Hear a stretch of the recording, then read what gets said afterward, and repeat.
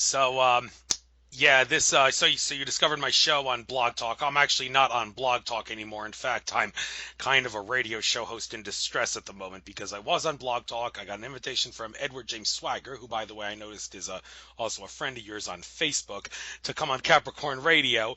But several weeks ago, about a month ago actually, it's been almost a month now, Capricorn Radio was unexpectedly shut down on YouTube because of multiple violations of copyright and such. But that was a lie. That's just what the YouTube censorship Nazis say, that we're just trying to shut down our channel, I'm sure, because I and the radio hosts on that channel were exposing too much information. And ever since then, Capricorn Radio has not had a live stream on YouTube available, and Edward James Swagger seems to have disappeared off the face of the earth. I've actually gotten some comments from people wondering where the hell could he be, because I don't know either. I'm going to try to keep searching for him, but well, he's your Facebook friend. I don't know if you knew the guy, but anyway, that's the deal. So right now, I'm forced to do shows the old-fashioned way, Skype to Skype pre-records, and that means no people will be able to call in with questions, no chat room. I do hope that changes, though. I'm going to try to get out there and say, help me, I'm a radio show host in distress. I need a medium so I can interact with a live audience and not only have archive listeners on YouTube. So, but that's the way it's going to be. The important thing, though, is that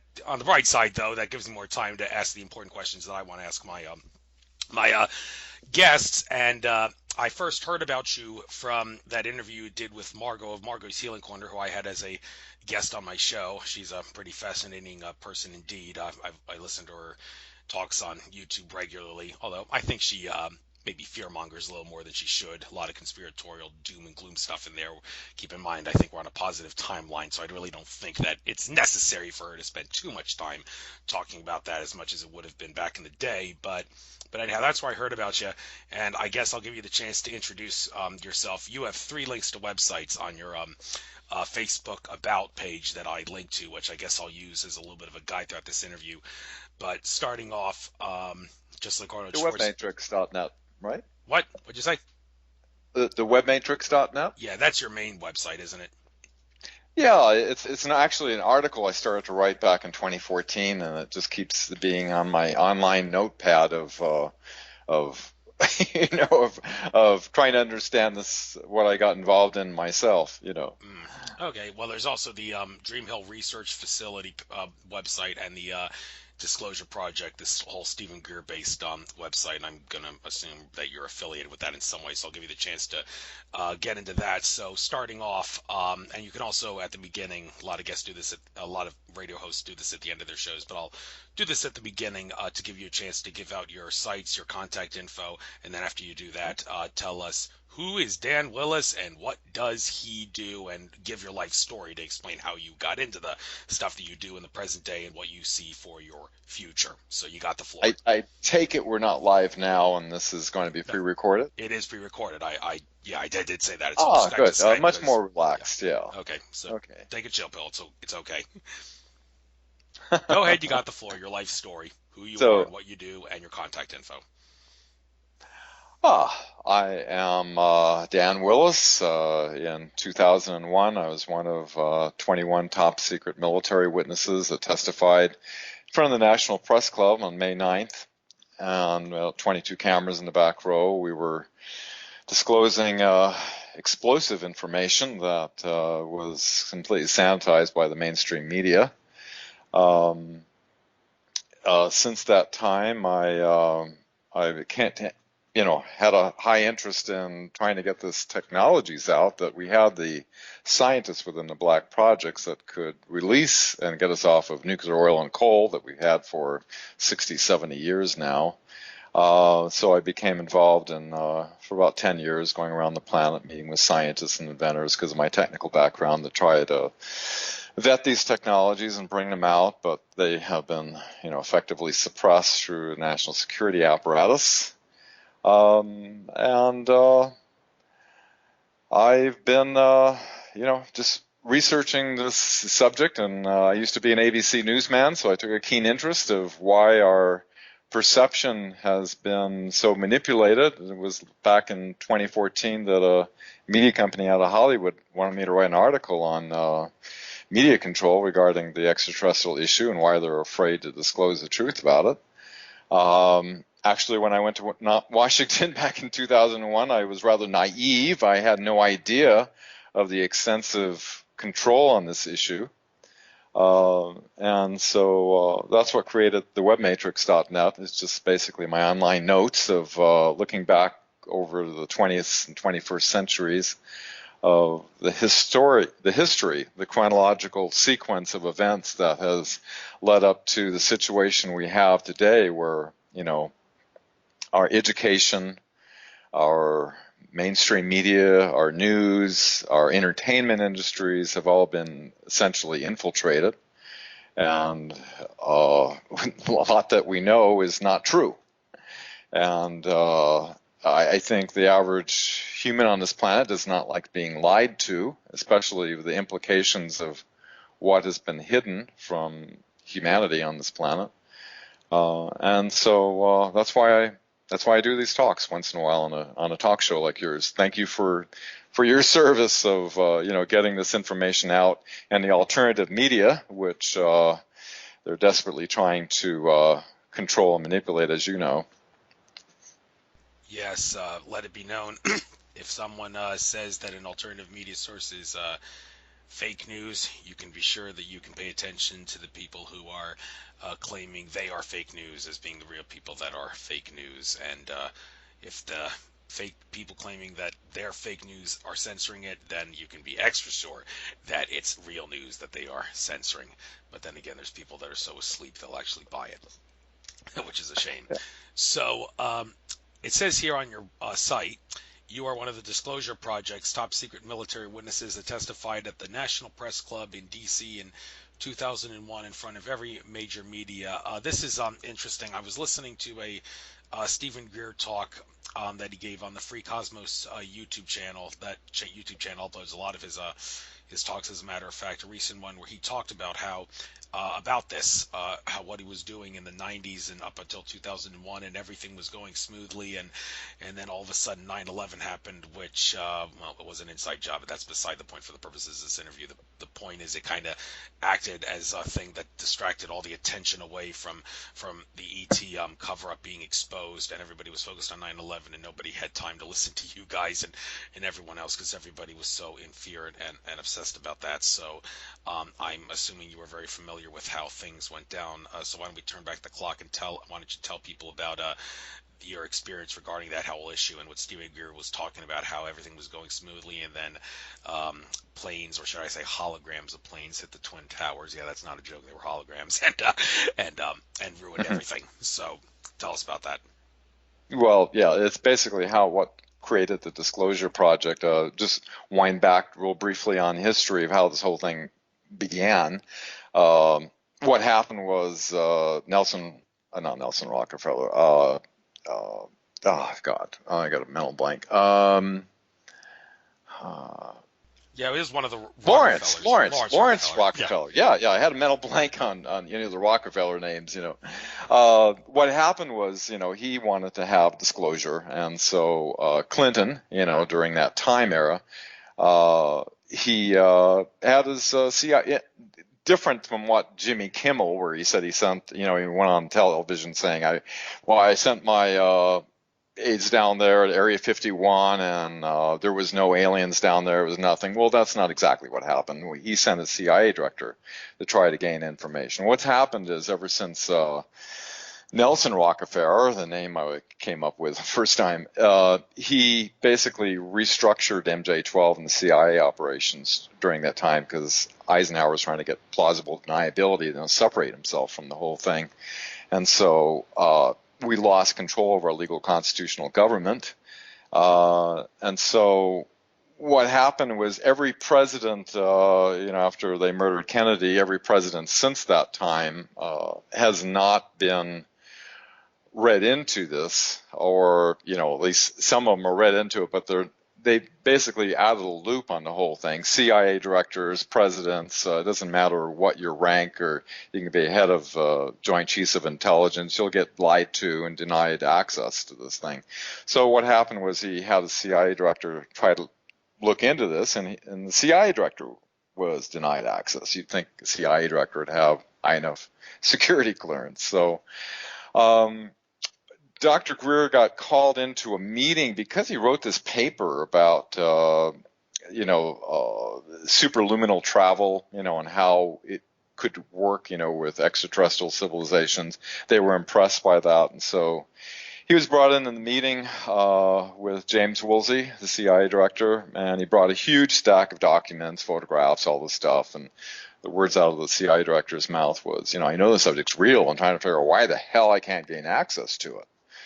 And so Dr. Greer, becoming aware of the gravity of that situation, he met with some military advisors. This was back in '93 again, to figure out how to get this out to the public, since the government and our intelligence community and presidents and heads of intelligence are being denied access. In other words, you have a rogue operation happening within the government that's isolated itself completely. He realized that what you have to do is gather not just a dozen witnesses. You wanted hundreds of witnesses. So from 1993 till the year 2000, when I came on board, he had gathered 450 military, intelligence, and corporate witnesses, which include admirals, generals, astronauts, many with supporting, collaborating documentation, to go before the National Press Club. And he had his life threatened not to go. We did go to the National Press Club. There was 22 cameras in the back row. The stuff that was disclosed was that, President, CIA directors being denied access, that we've had the technology all these years to get off of, these dangerous polluting technologies that we've been currently using for decades. Bases being visually witnessed on the other side of the moon. My friend Donna Hare airbrushing in NASA the UFOs out before they release them to the public. Nukes being shut down. Captain Robert Salas. 57 different species by 1989. My friend Clifford Stone, who's been on retrieval cases, they had a book that lists these 57 different species, because some are carbon-based, some are silicone-based, different ways to patch them up if they rarely, when they crash, so they had to deal with them. Witnesses that seen the discs that been built back in the 50s. We've had anti-gravity craft back in the 1950s that could go faster than the speed of light. All this was disclosed, and what CNN's probably the flagship of the disinformation, to maintain the control on this. And what they made it sound like is, by the way, each one of us, after we gave our testimony, said that we were willing to testify under oath before Congress, which means, penalty of perjury, a lot of us breaking national security oaths, because this is regarding the possibility of a domestic enemy, which is what we all, in the military, we swear an oath to protect the Constitution from enemies, foreign and domestic. So it appears that our government has been, from all indications, been infiltrated by a rogue illegal operation that needs to be exposed. But they have, it appears, pretty obviously to a lot of people, that they have infiltrated into our mainstream media, through the corporations. So what happened was CNN made it sound like, is there life on other planets? Some people think there's proof there is. Elaine Tanna explains, and they go into this whole thing, making it sound as if we wanted to have a congressional hearing based on the reality of UFOs, which of course is not going to go anywhere. It's a technique that was started back during the Nixon Watergate. It's called limited hangout, where they will cover the topic, right? But what happens is they leave crucial bits and pieces of information completely out, so it doesn't alert the public. So the average guy sitting back watching the news, having a beer and seeing what's going on in the world, he'll think, that's kind of cool, trying to bring up brought 450 witnesses, to bring this to the public awareness, but with all the important things going on in the world, it's probably not a big priority. But that totally got thrown off the radar 4 months later when 9/11 hit. So also at the National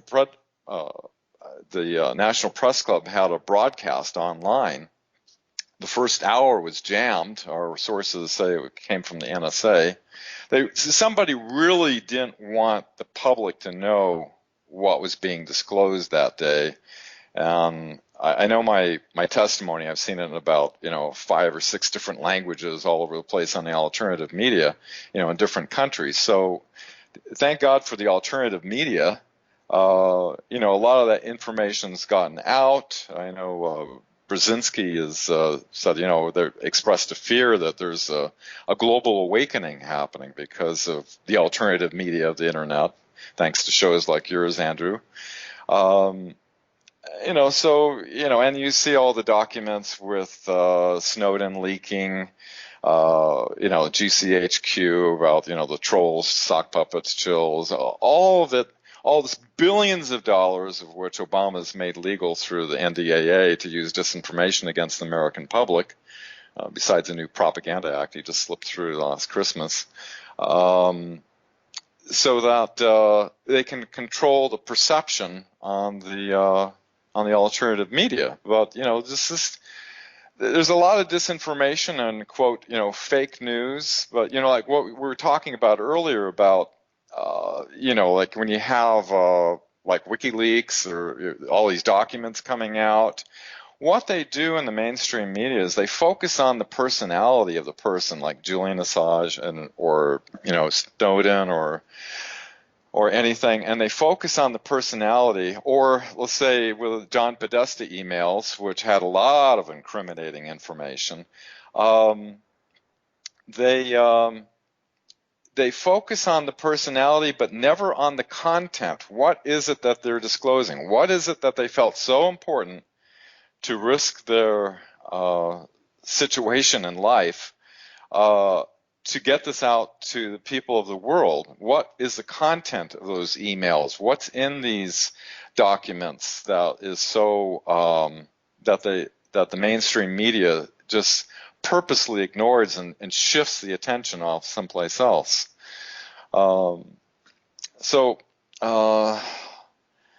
Let's see. It wasn't until 2014 when I went to Washington, I had no idea. I thought naively I was part of a world-changing event. I couldn't imagine. Like I said, I used to be an ABC newsman. I used to just rip the news reports off of, UPI and AP and just read them. I didn't have any idea that the highest levels are CIA, NSA that control this information before it comes out. In fact, one of the witnesses that joined me, Daniel Sheehan, who testified that, Jimmy Carter was trying to get the information, was denied by George Bush Sr., he had a document listing 42 CIA NSA operatives who are sole purpose is to, sanitize this information, make sure, before it gets out to the public. So the highest levels in the mainstream media are controlled by the intelligence agencies. The intelligence agencies have, this is ever since Operation Mockingbird in the 50s. They started that, and they had like 400 journalists in place. Today we have the one German journalist that testified. I can't pronounce his name, but he was testified he was a non-official cover. In other words, for the CIA gives him information and pretends it looks like coming from an independent source, but if they're ever disclosed, the CIA disavows that they know anything. So they have these non-official covers and everything. This whole matrix of perception has been created. Can you hear me okay, Andrew? Yeah, I'm always going to be on mute whenever you're talking, but I can hear your voice just fine. It's good to know that you're not breaking up. Although I do want to caution you, two guests that I had in the not too distant past are going to be forced to come on again for take two because somehow their voice was sabotaged and only mine was recorded, even though the Skype recorder said recording. Well, I've asked my angels and guides to make sure that doesn't happen again, and the past few shows it hasn't happened. So let's hope you don't hear from me after the show saying I need you to come on again because your voice was sabotaged. So. But you're coming out fine, no breakups or anything, so that's a good sign. Everything's okay. Okay, very good. Well, speaking of Operation Mockingbird, which was created by Alan Dulles, who was infamous in the assistance of bringing the Nazis, into the CIA, with General Reinhard Gehlen. They had the Soviet intelligence, which Truman was afraid of, and so they had all these intelligence in these little microfishes that were hidden in the Bavarian mountains that they used as a trading chip on the table in order to bring 3,000 CIA coming in from Nazi intelligence into our CIA, and then we have paperclip with NASA. There was, before the end of the war, World War II, back in 1944, there was documents that were discovered of a plan that the Nazis had to infiltrate into the United States. And we know now, we're learning more people are learning that we didn't win the war with the Nazis. We won the war with Germany. All the Nazis escaped. What happened was they had this plan called Welkenschallungskrieg, which translates into worldview warfare. They planned to come in and control the education, which they did in 1946 through the Rockefeller Foundation. The Nazis had sympathizers within the United States. A lot of people know that, Ford Motor Company, IBM, a lot of big corporations in the United States were actually supporting the Nazi regime and the things with equipment. And so what happened was they controlled the education. They rewrote the official history of what actually happened at the end of World War II. It's kind of like a limited hangout there as well because there's a lot of things that are documented that actually happened in World War II. But all the really important stuff like the Nazis escaping and Hitler escaping and Heinrich Himmler escaping and, all this stuff was, purposely omitted. That they had a secret space program going, as we have new witnesses coming out regarding, William Tompkins. So I've done some collaboration with Dr. Michael Sall on some of the Freedom of Information documents that substantiates his testimony. So besides education, Mockingbird, controlled the mainstream media narrative, which they're doing quite well today. You can see that by watching your evening news. Billions of dollars going into think tanks. This started, with Tavistock Institute, integrated with the CIA and these think tanks that put together the engineering of consent in order to create this matrix of perception. And then we have the entertainment industry, which, back in 1951 with Operation Dove, they started with the first movie that was being influenced by the Air Force, CIA, The Day the Earth Stood Still, which was basically a positive kind of movie. But, you have many decades of, bad ETs coming here to kill all of us and take over the planet, has been the theme. They'll put a lot of fear behind it because they had a plan, because they could hoax it if they wanted to. That was revealed in both the report from Iron Mountain, which LBJ hit the roof on when it got released, that they planned on contriving a threat from outer space, and Wernher von Braun's deathbed testimony back in '77 that the first thing was the Soviets would be a lie, and it was. They created that, and then it was like rogue nations, and then anyway, the final threat would have been we'd have to have this war against extraterrestrials, and it would be this threat from outer space, and it would be a false flag operation. We've already went through the terrorist stage with 9/11. That was a false flag operation, as anybody who researches it. Anyway, what are your thoughts, Andrew?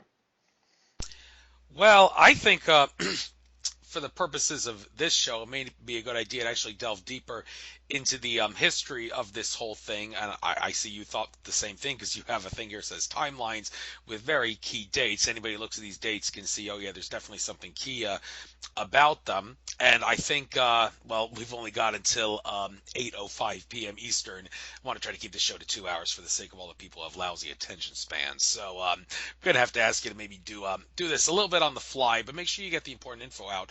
These dates here: 1933, 1947, 54, 63, 93, 01, and last year 2016. There must be some reason why all those dates were put there. So why don't you give us a little history lesson? Some people may see this as preaching to the choir, but hey, I got to get this info out for all the people who aren't awake yet, and I want my show to wake up those who are awake and expand the consciousness even more of those who are awake. So why choose these dates? What about them? Let's start with 33 and move to the present day.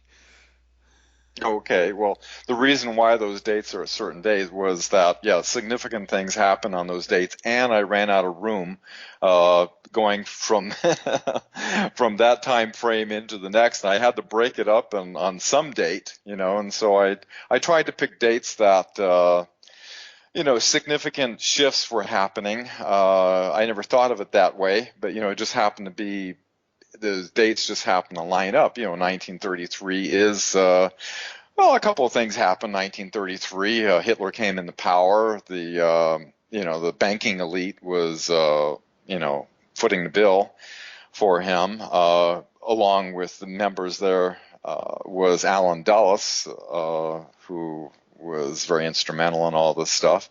1933 was also the time where Rockefeller, J.P. Morgan, and Warburg, the one who was partially responsible for the Federal Reserve that we got, hoodwinked into,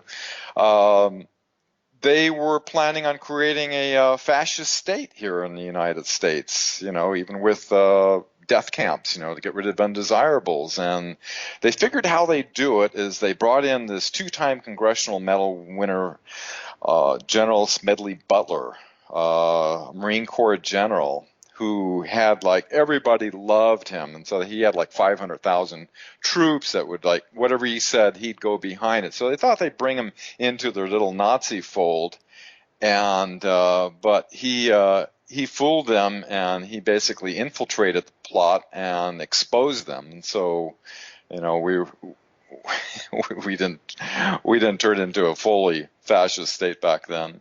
Let's see, the next jump was in 1954. A whole lot of stuff happened back then. Let's see, Eisenhower had a meeting, with the Nordic group of extraterrestrials who wanted us to relinquish our nuclear arsenal. In exchange, they would help us with our spirituality and all aspects of life.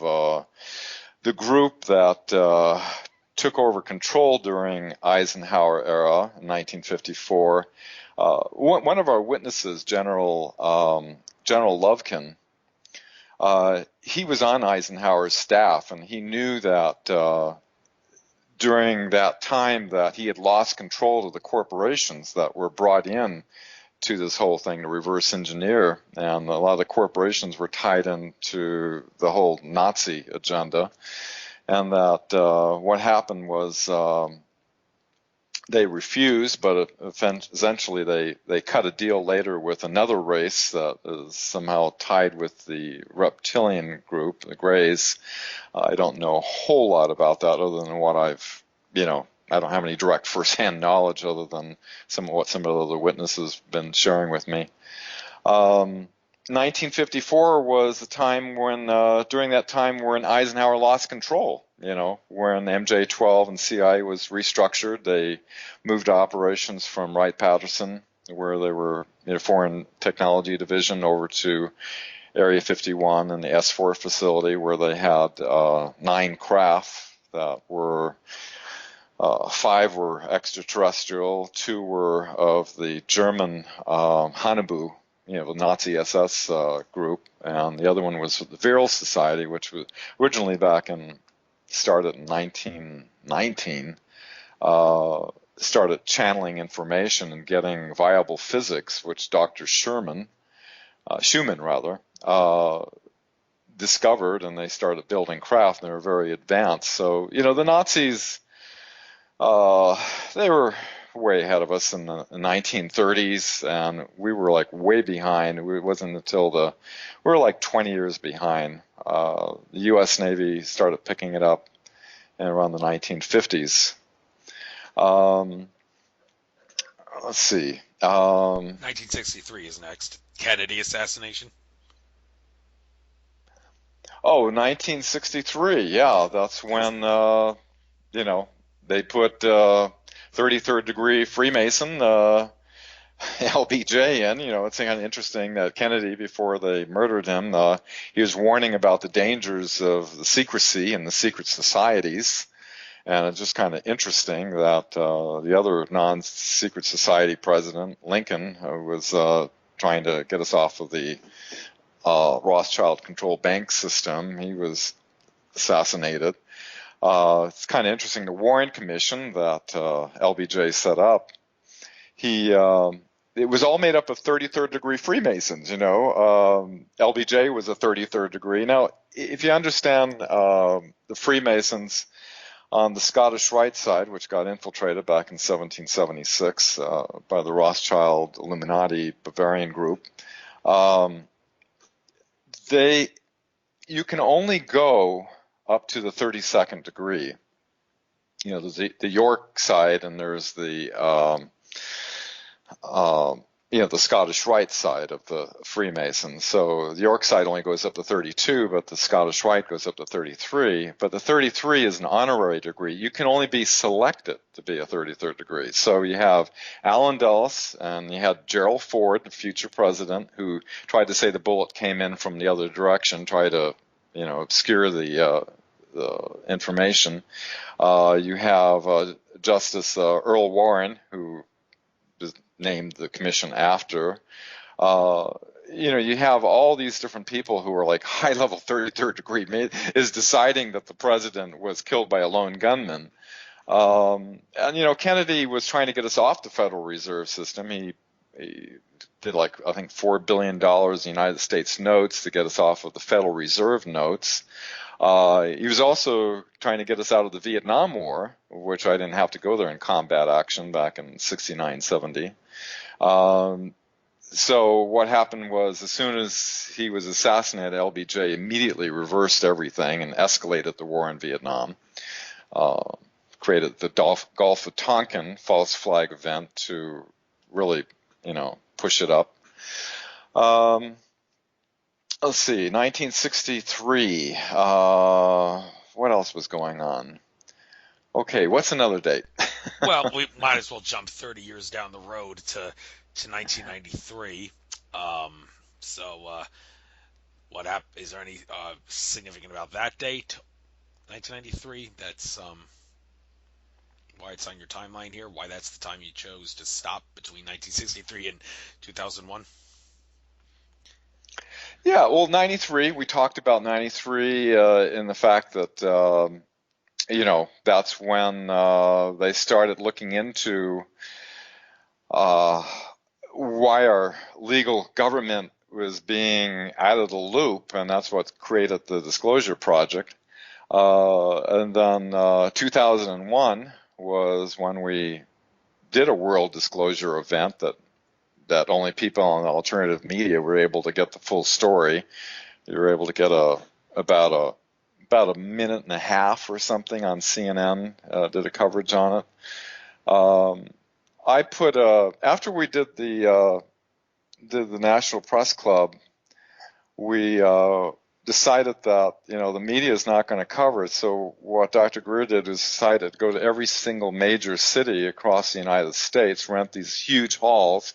I joined him on the whole western side of the United States, Colorado, San Diego, Los Angeles, San Francisco, Portland, all up and down all the major cities. We rented these huge halls. We had an executive briefing document that was 4 hours of witness testimonies, which we met with 24 senators and Congress people after the National Press Club, and with a 500-page briefing document, which nobody has the time to read that stuff. And this executive briefing document, I actually sat down with the president of Lockheed. I knew his son-in-law, and so I met him at his mansion, and we watched the whole 4 hours. I was hoping with his CIA connections he might be able to be a contributing witness, but no cigar on that one. So it seems like every single major city we went, like in San Diego, they had dancing alien dolls, with smoke, and everybody would give like standing ovations. We had it cut down to like a 1 hour executive briefing with just the high points, and every single city, people would do standing ovations. They loved it, but the media crew would come in. In San Francisco, we heard behind the scenes that they were told to make fun of it. So what happened when it came out on the news was that, the Disclosure Project, they're looking to aliens to solve the world's energy problems. And I have a recording. I don't have it hooked up right now, but it's what they did in Portland. It was like they're saying, UFOs and energy. Come on, let's get on with the big stories. This week the Bozos meet the Broncos in the playoffs, and they just kind of laugh. They laugh it off and move it on. It's called the giggle factor. Ever since the Robinson panel, they've been tweaking the media to kind of do the little green men laugh at it type of thing, or totally do the limited hangout like men did. So what happened was, I've worked. I never said what my testimony was. I should include that. I felt compared to the other witnesses, mine was insignificant. I tried to go to the Office of Naval Intelligence to get the report that I received, but they told me it's been destroyed. So unlike the other witnesses, many of them had, from the Navy and the Air Force, official documentation backing up what they were saying. What my report was, I had a high-level top-secret crypto level 14 extra-sensitive material clearance that was at the busiest military communication facility back in 1969. I was a certified high-speed code operator, so I was in charge of the code room, monitoring 9 ship-to-shore circuits and listening for, call coming in traffic. And I took, a lot of messages, top secret messages. This one always stuck in me like a burning image in the back of my memory. I was typing the message out. It was a ship off the coast of Alaska. The crew witnessed coming off port bow a saucer that was glowing, is about 70 feet in diameter, glowing reddish orange. It came out of the ocean and then shot straight up into space. This was off near Alaska. And the radar operator tracked the blips going over 7,000 miles per hour. This was a secret classified priority level going the Chief of Naval Operations in Washington, D.C. message. And I almost wanted to Xerox it, but I knew I'd go to prison if I did that. But it all stuck in my mind. And so that was 1969. That was, back when we were going to the moon and things, So it seeded my interest in this subject over the decades. Since that time, I've had them fly like whatever is it, ET craft or alien reproduction vehicle, whatever, 100 feet right over my head. I've had situations where I've had mental contact with them, and the ship came down and interacted with me. So I've had a few experiences, so I know that, these things are real, besides my official, capacity in communications with the Navy. Let's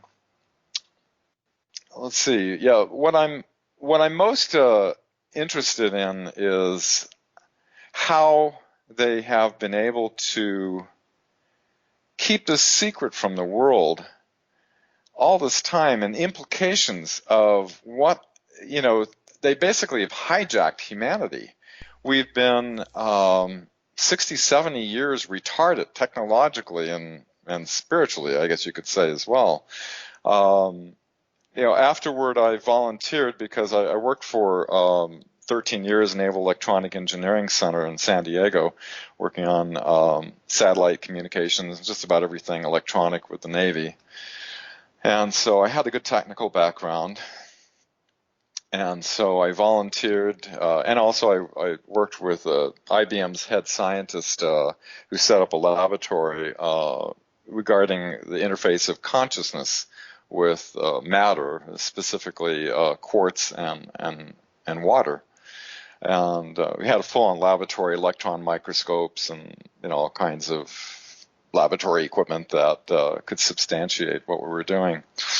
But I volunteered, and with Professor Loiter from the University of New Hampshire, Dr. Greer set up this corporation. And so, one of the first places I flew down to was an inventor that had a energy device that was putting about 500 watts of power. Dr. Greer said, I don't want to see any batteries connected. No batteries whatsoever. So what he did was outside his apartment there in the Dominican Republic, he made an earth battery.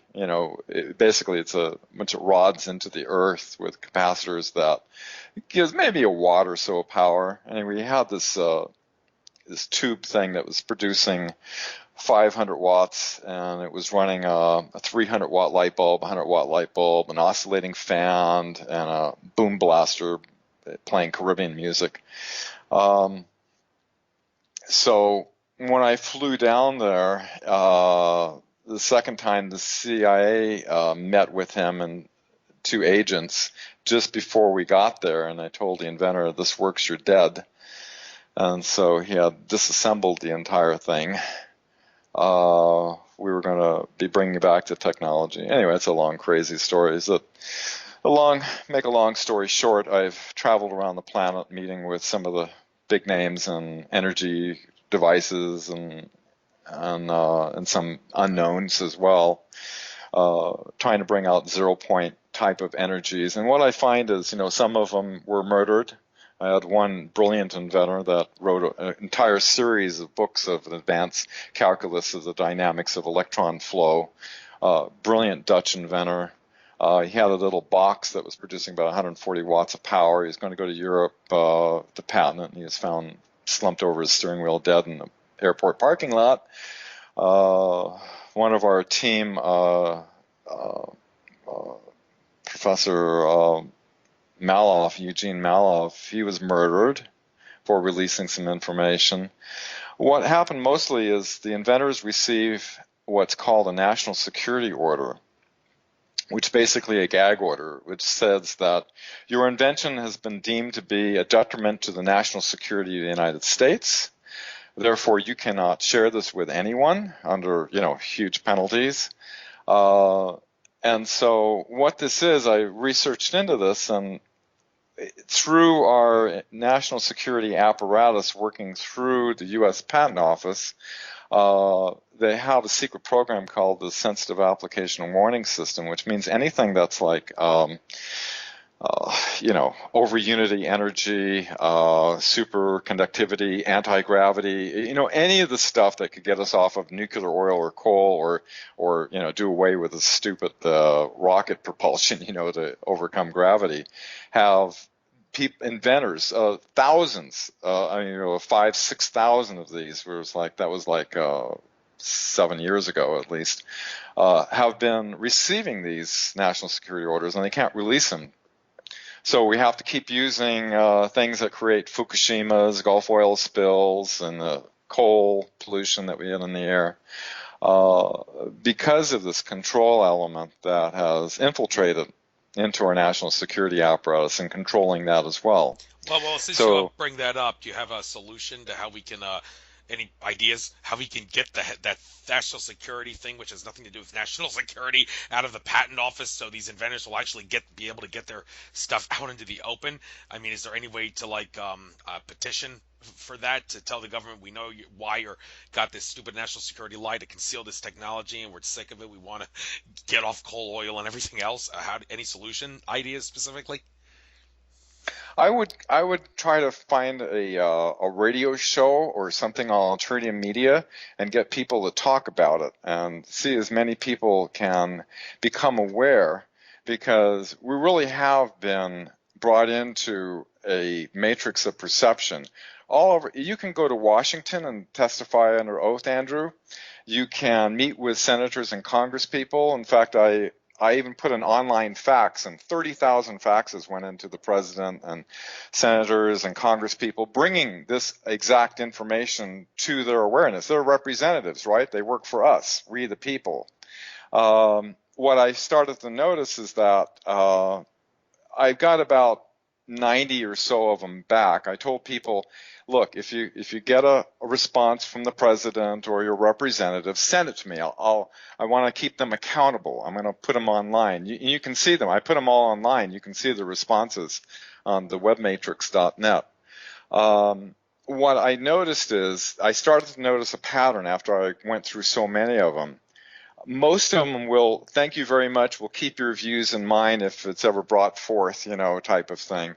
But most of the official denials has been, I mean, this has to do with energy as well as the extraterrestrial issue, which are intimately tied together.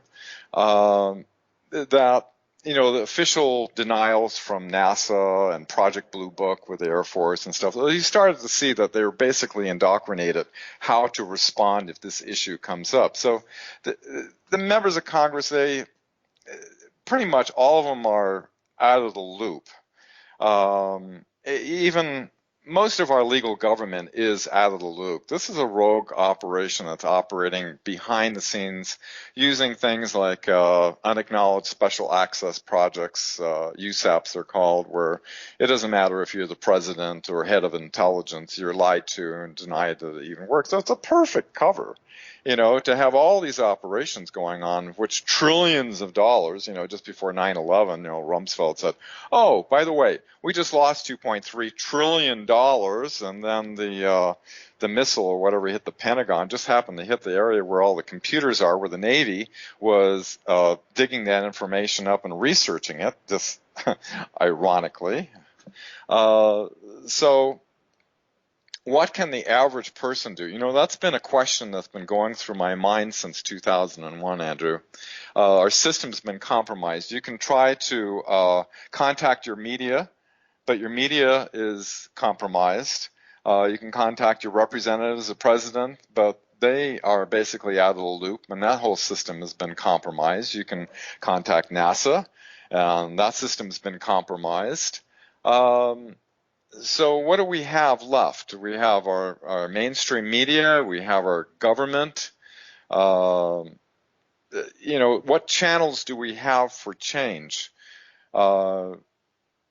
Basically, what was that, 2011, there was like thousands and thousands of signatures went into Obama, about, hey, we've got, top secret military witnesses, generals, admirals are disclosing this information, and basically they come back with, oh, there's absolutely no evidence, so they basically do the line that they're told to give. And so our whole government has been compromised that way. But I think, maybe the answer is in consciousness. I'm beginning to think. Since the outside world is so compromised, it seems that as even in science, where they in 1957 they removed out of major universities across the planet what we knew about the powers of human consciousness and the collective mind that can affect reality. That I think what's happening is, because of shows like yours, Andrew, and other people on the alternative media, the truth just has a way of like whack-a-mole. It just keeps popping up as soon as you try to suppress it. And it seems like one of the techniques they use is spreading a lot of disinformation, so that the average person, they look at all this stuff and they said, I don't know what to believe. And so it works effectively for them, for the people just to tune out, because it's just too much. It's too much stuff. But what I find is important, you've got to have a rock solid foundation. And the reference solid foundation I've referenced to is you try to fake 500 plus witnesses that are in the military, intelligence, and corporate sectors that have nothing to gain whatsoever, no monetary gain, and they're collaborating authenticated documents that prove this. And if you look at that as you go by that for a base, and what I had to do is use that for my base, and then when that media company wanted me to write that article back in 2014, I didn't know where to begin. How did this world get to where it's at today, where you have this control issue where the majority of the populace, it's like the Truman Show, where you have this this other reality, like in the Matrix, where the red pill and the blue pill, you have this other reality that's being fabricated. And you're brought in with education as a little kid, and your parents have been falsely indoctrinated as well. The newscaster is reading a teleprompter that you have no idea is controlled at the highest level at the CIA, forming your perception and engineering your consent. So where to begin with this? So I had to do a chronology starting at early 1900.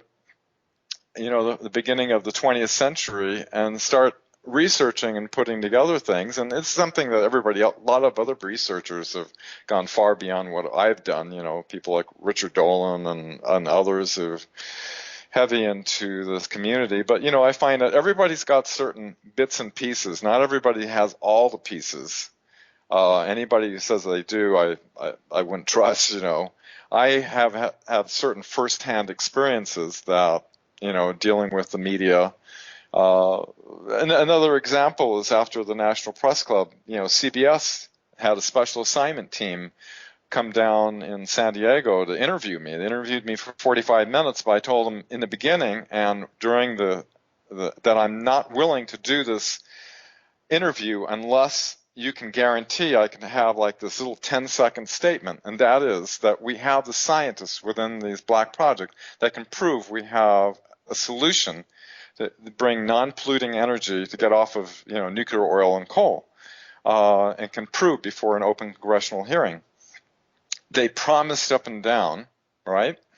And after doing that, the producer of the show, I called her up and I said, "What happened? You basically did a cookie cutter of CNN, which basically said nothing." The only thing I got to say is that we've reached a critical point where the truth needs to be revealed to the people. And she said, I'm so sorry, I've never had this happen before, but the higher executives, read CIA, made me cut that part out. So it made me question if someone who's willing to testify under oath goes before the National Press Club and is being interviewed and has a message that says we have a solution for the world, who is behind suppressing that for the rest of humanity? So it really struck with me that my God, this thing really is keeping the entire humanity hijacked, keeping us on these obsolete, dangerous, polluting technologies that we wouldn't need.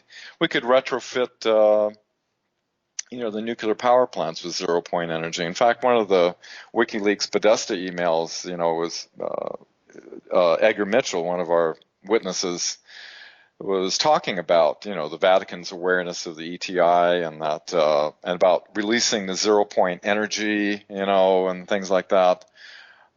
So, we have, there's lots of leaks happening all over the place, but until there's like a larger critical mass of awakening in the population where we can no longer be fooled, that we know the jig's up. We know what's going on. We know what the history of this is. We know why our media is so slanted in the way that it is. Why they have an agenda. Why they have non-official covered journalists. It's hard for the average person. I don't blame the average person for not being aware of these things because we've all been falsely indoctrinated. It took me in 2001 when I went to Washington, even though I've had a number of experiences and I've researched it a bit, it took me a while to wrap my head around, the world that I've been brought into and that my parents, watching Walter Cronkite on the television, that all that information was not the full story of what's really been going on, and that the thing is, the interests that keep it secret are not doing it in the interest of humanity. They're doing it for their own, private goals and agendas. While they have advanced technology that it would look like science fiction to the average person. We're running around driving these cars where we don't even need roads. We could have anti-gravity. We can get rid of all these ugly power lines. Each house could have a little box. I mean, I've seen the technology work. I live off-grid in the mountains here in the remote regions of Oregon. Every business and home could have a little box that gives them all the power that they need. We could have such a different world.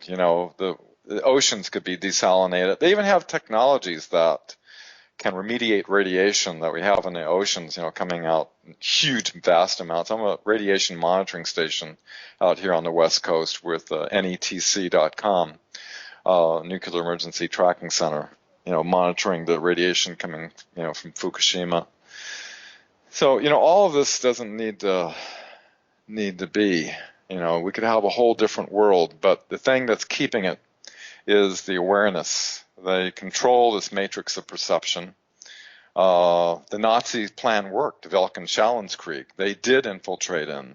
They did control the corporations that basically took over control during Eisenhower, where they set up a new MJ-12 group, was headed by Allen Dulles, MJ-1, who set up the assassination directive for Kennedy, and called Project Environment, which meant that Kennedy wasn't going along with it, and so he wanted to release the information, and so they set up an assassination directive against him.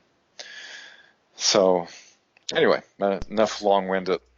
Time for input. Yeah, I'm glad you're able to talk like this. This is great. You're giving. I have no intention of interrupting you, because you're on a roll here with all this important stuff, talking about how we can get off the grid and use consciousness to expand and all. I'd like to turn back the clock again regarding that whole consciousness thing, because that seems to be a big role in how some societies and cultures, and in some cases, unfortunately, the bad guys can get information. And there's something here about that whole thing dealing with a medium named Maria Orsic. Yeah, with the dealing with the Thule, Vril, and Black Sun societies. Why don't you tell this story again? Because a lot of people seem to be there's some confusion regarding which society are we talking about, the Thule, Vril, Black Sun, which society does what's the significance of each one, which society is affiliated with the Nazis, or all in some way, and also does this actually tie in with extraterrestrials from the Aldebaran star system in Taurus and all that. So for those that are not familiar with this, why don't you tell this story, because there seems to be a lot of significance behind this.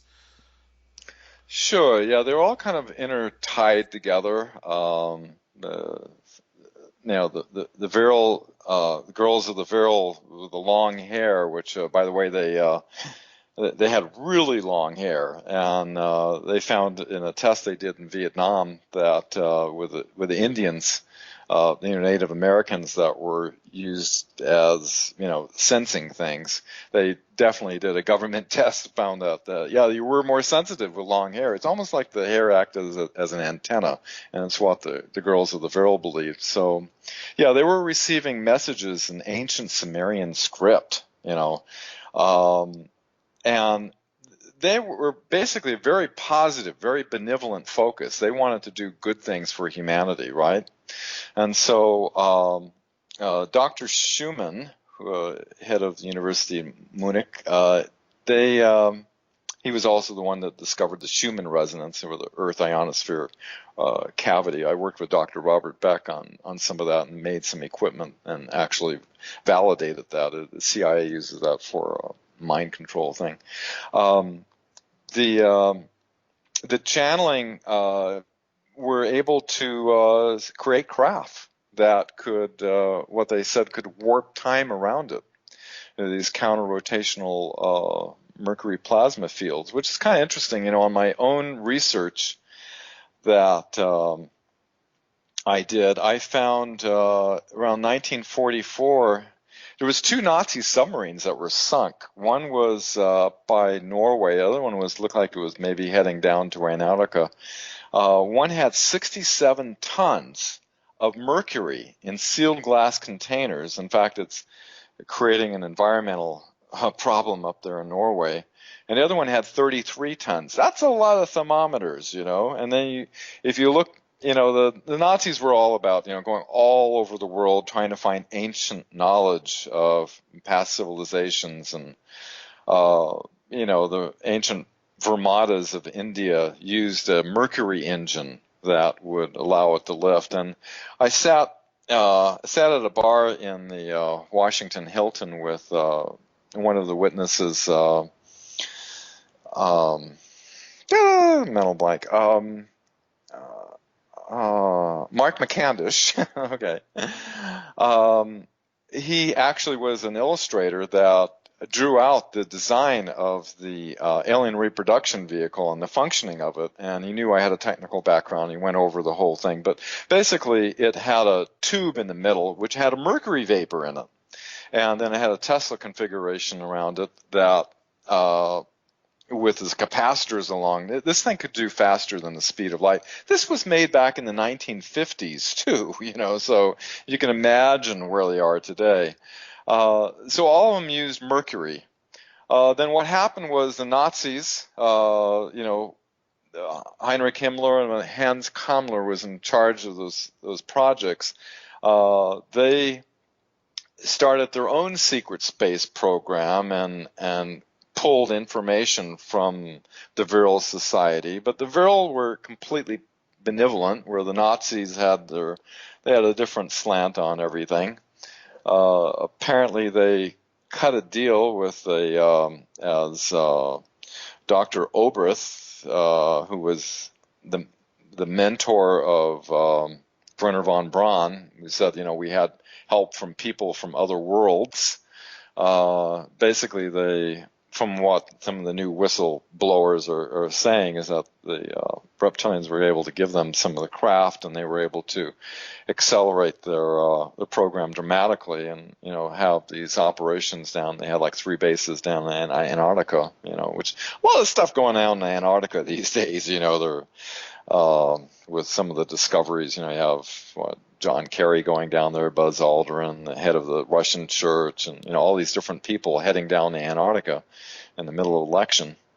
In other words, there's a ancient civilization that's under the 2 miles of ice that they're discovering.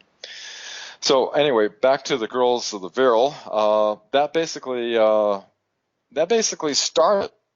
Those girls basically started a whole secret space program thing that the Italians picked up later, and then the United States was following this whole thing. Looking at William Tompkins' testimony, where they had 29 U.S. Navy spies embedded into the Nazi secret space program they were attempting. What a job, huh? Trying to decipher. Some of the stuff was like in hieroglyphics and stuff like that, probably the reptilian language. And they were trying to decipher this stuff, and then his job was to go around to the corporations and give them this information and attempt to try to recreate and do something with it. So we were trying to play catch up for the longest time, and it seems like the Nordic race, who originally offered to help us back in 1954 with Eisenhower, which got turned down, came in later around 1980, working with James Forrestal assigned Admiral Rico Bodo, which my detective friend, who I used to work with a detective agency back in San Diego, we were able to find some documentation on him, and I collaborated on some of the Freedom of Information Act that substantiates what William Tompkins is saying.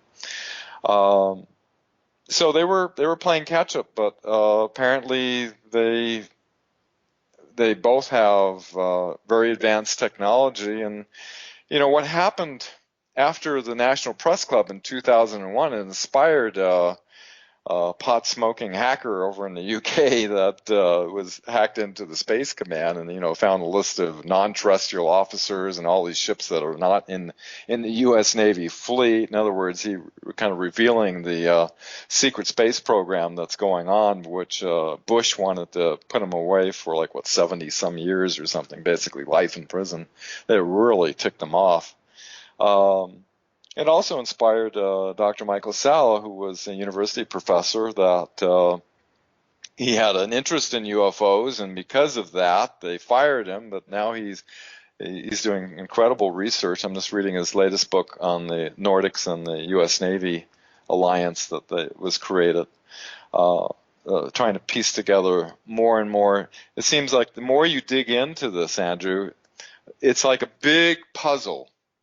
And like I said earlier, I like to base everything based on, witness testimony that just it doesn't make any sense to be frauded or any type of fake testimony, and the documents that have been authenticated. When you base it on that, and then you try to fill in the pieces, there may be some disinformation elements in there, but the majority of it is starting to paint a picture as you start to get all these different testimonies and different leaked documents. It starts to paint a picture of this whole cabal of how they were able to infiltrate into our government, create this matrix of perception that we still have to this day. Unbelievable. Here it is, the year 2017, and when we're still under this false perception matrix.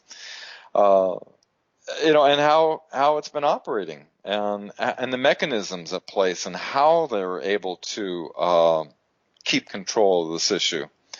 So, thank you. Let's switch gears for a moment, dealing with your Dream Hill research page. And this is where your Skype username seems to come from, apparently.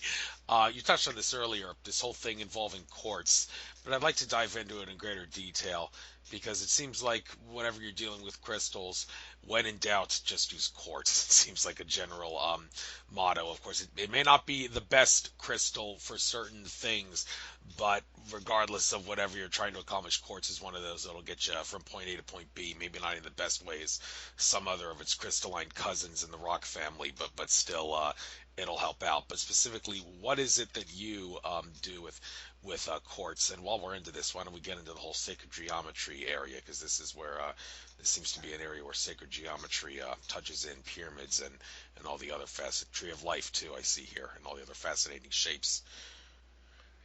Sure, Andrew, I could do a whole show on that alone.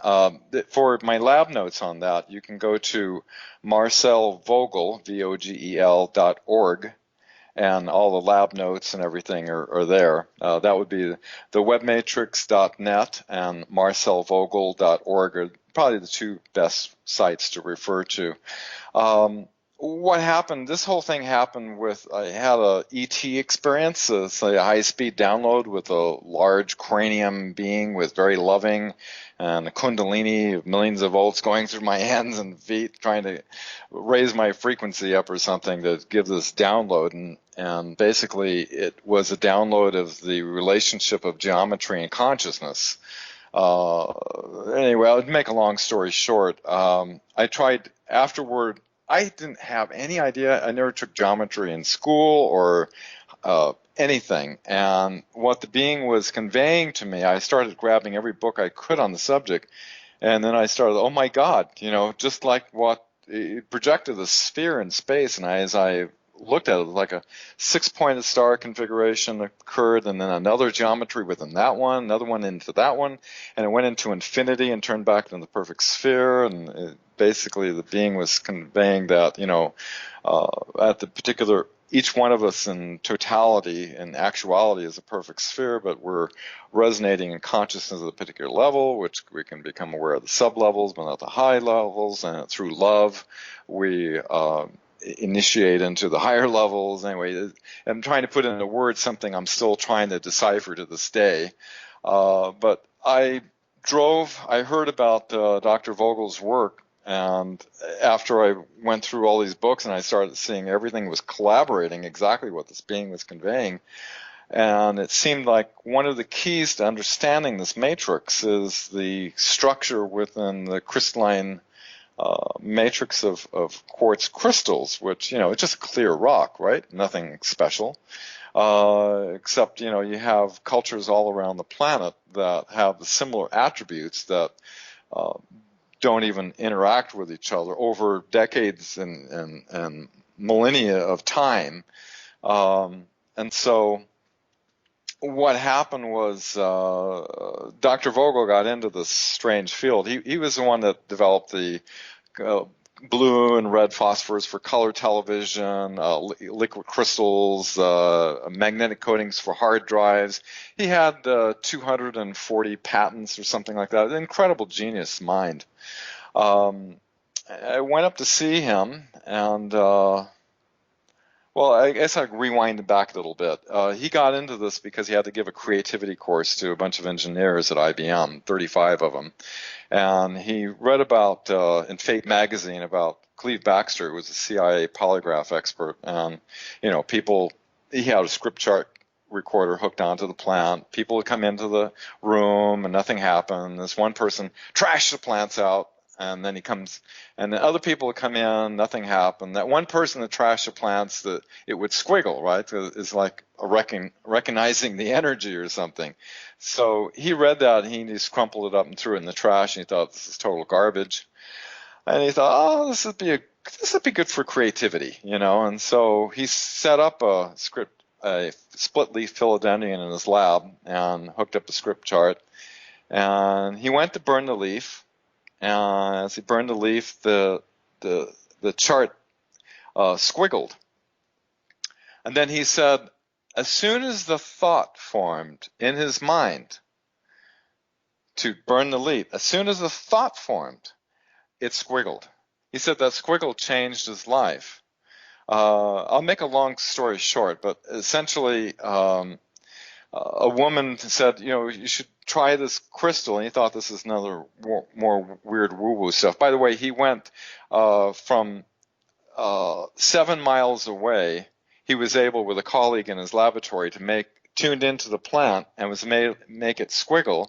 He went 14 miles away and was able. Then he went to Prague, Czechoslovakia, on the other side of the planet, and was coordinated and was able to make it squiggle. He said the inverse square law of distance does not apply with the energies of mind.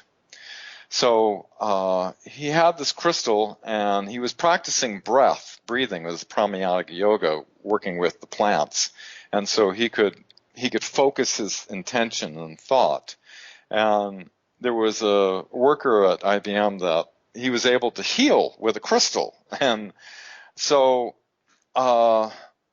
when I went up to see him, it was in the middle of a storm up in San Jose, and I drove from San Diego up there, and he invited me in, and I sat on the couch with this other doctor, and we listened to classical music for a little while, and there was a knock on the door. This woman came in with a daughter that had this big tumor that was like protruding about a half inch off of her ankle.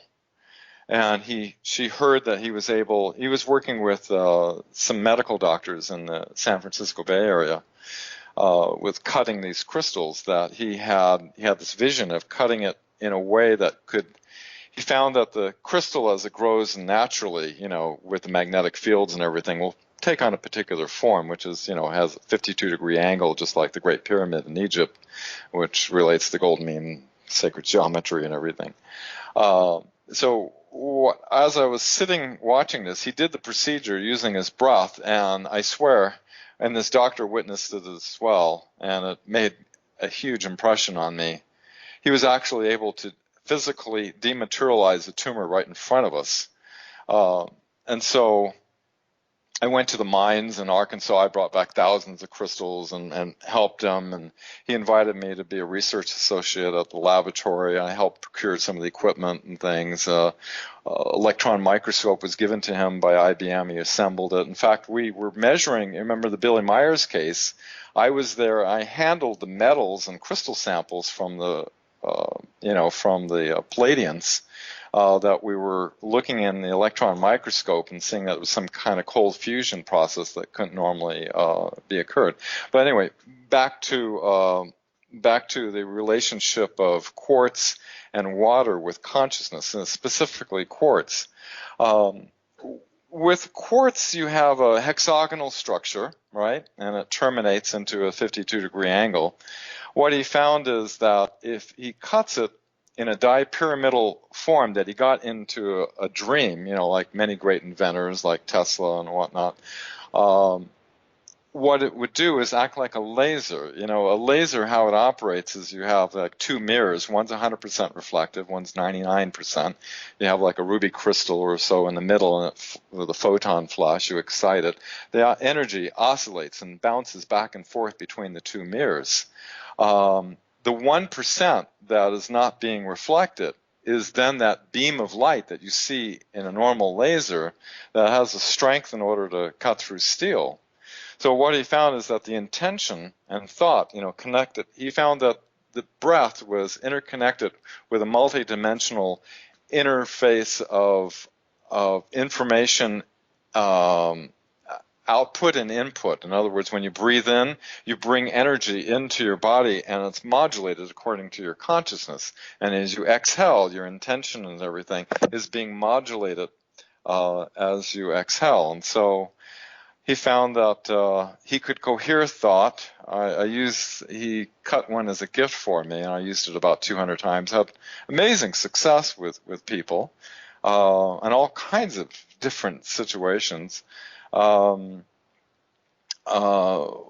time I went with my brother to see a 107-year-old Hopi Indian chief. When we were up there, somebody stole a cow, and the Indian medicine man was using a crystal to see who stole the cow. Kind of interesting. And he double-checked with another medicine man, and sure enough, there was who stole the cow. But anyway, native cultures in India and all throughout the world have used quartz crystals for similar purposes. In fact, I knew Dr. Ray Brown, who was a treasure hunter, who he was on Leonard Nimoy In Search Of. During a storm in the Bermuda Triangle, he went into a pyramid, which I recreated the room. My brother stayed with him for like 2 weeks and got a detailed description of inside the room, inside this pyramid, which was illuminated by no visible means.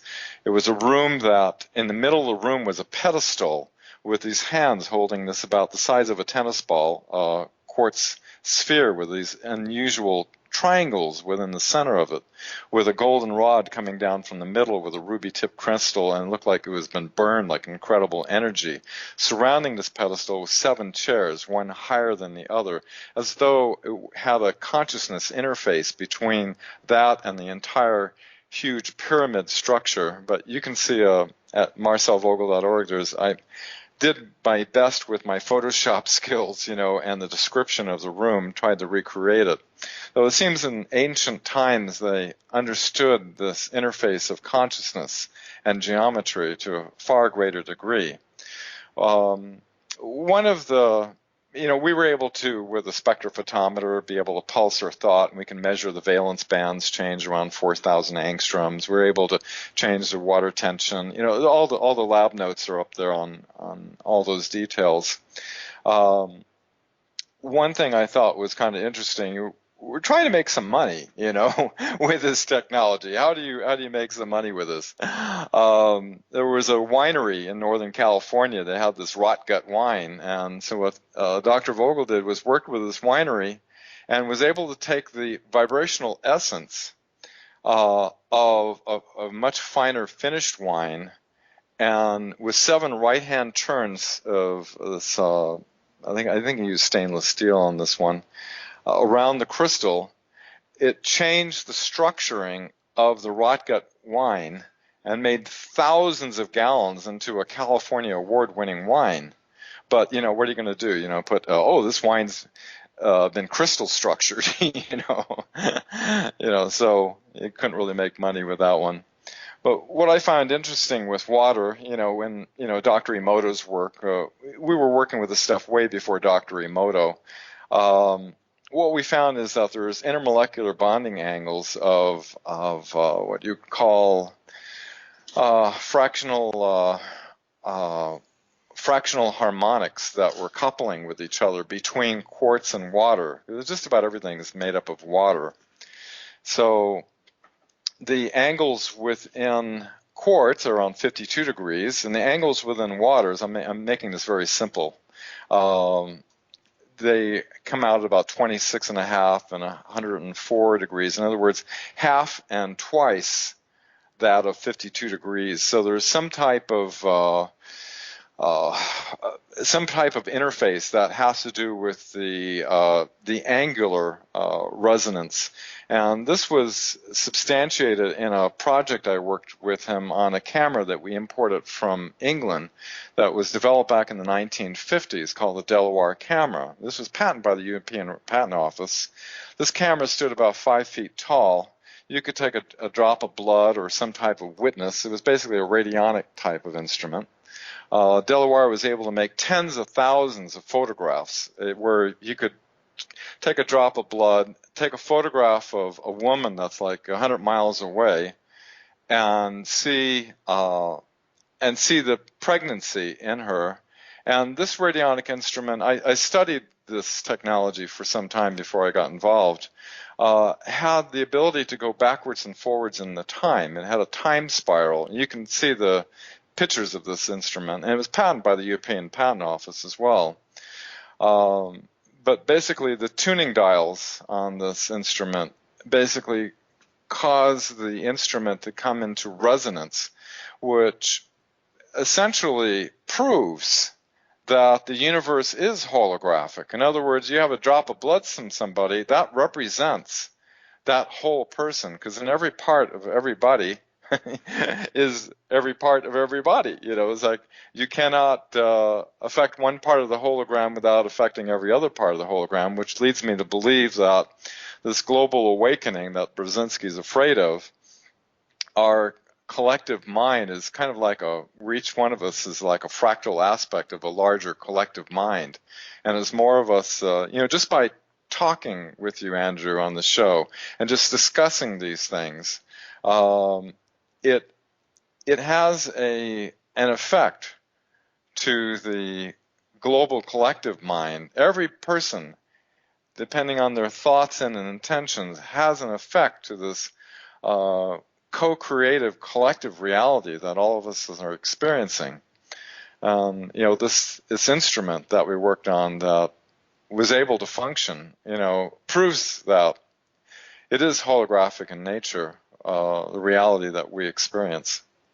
Oh, no question. And the Mandelbrot set, I often say, is one of the best mathematical models for showing how we live in a boundless but finite universe where one little thing Can changing one little thing influences everything, even at the smallest degree. Like blinking your eyes affects the winds on the planet Neptune. It seems ridiculous, but it has to happen that way because you can't affect one small part of the fractal reality without affecting everything else. Although the effect, like on Neptune, is so infinitesimally small, it's impossible to even imagine. So, but still, it exists because that's the mathematics on the construct of the fractal Mandelbrot set shows that it has to work that way.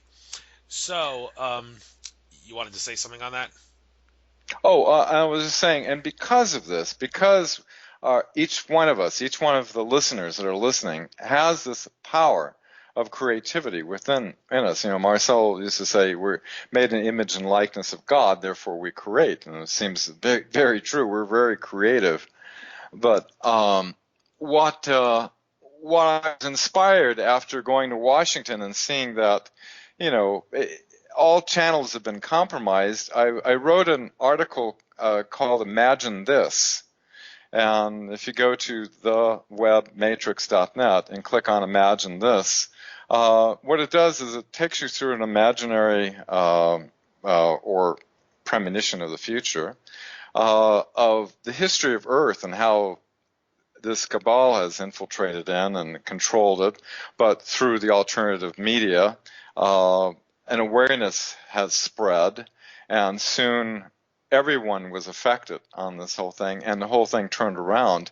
And you know, it's kind of interesting. I wrote this back in 2014, and what I wrote is now seeming to come to pass in a lot of ways. That you know, for us to use our imagination is very powerful, and I'm seeing the cabal being dismantled every day, and more truth being disclosed. Sure, they have a lot of resources. They have a lot of, you know, influence and things on things, and a lot of people are still clueless about what's going on this planet. But enough of us start to visualize and see the truth being released and these technologies being released, and that we have help from you know, the benevolent races that are here to assist us. And you know, there is like a prime directive out there. They're not going to interfere. They want to have us wake up and take responsibility for the planet that we're on, and that we have to wake up and you know, use our creative power, understand who we are and the creative beings that we are, and how we can affect this reality. And it's one thing, one of the big fears that this control group has had is that we become aware of that power within us. And we're definitely attaining more and more of that power every single day, and it's going up exponentially. Since you mentioned like ETs looking over us and assisting us, but they try not to get involved and only help if, like, well, from among other things, we ask them. One of my previous guests talked about how he and a lot of other people woke up tremendously on March 11th, 2011, Fukushima Daiichi disaster day, and I asked him, well, is it possible that the reason so many people woke up then was because that, but when that disaster happened, it was definitely a staged event, and all the good ETs watching us realized that it would have been a global extinction event had they not intervened, so they decided, okay, we actually have to get a little more involved now, because if we don't, then humanity's goose is cooked, literally and figuratively.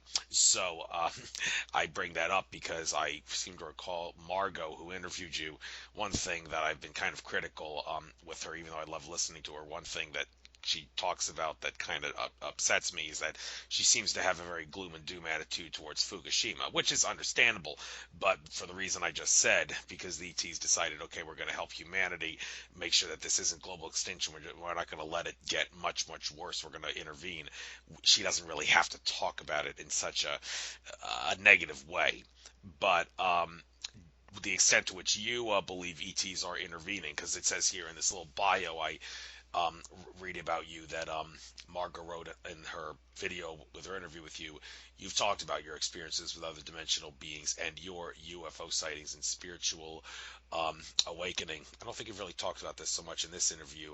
In regards to your life story, you were more talking about the stuff dealing with disclosure and all that. But if you have had experiences with other dimensional beings and personal UFO sightings, I'd like you to give the chance to be a primary source on this issue and tell us, what did you learn from these experiences? Did you learn, among other things, that that's where you learned that the ETs really aren't going to get involved with us unless we ask them? And what other things did you learn?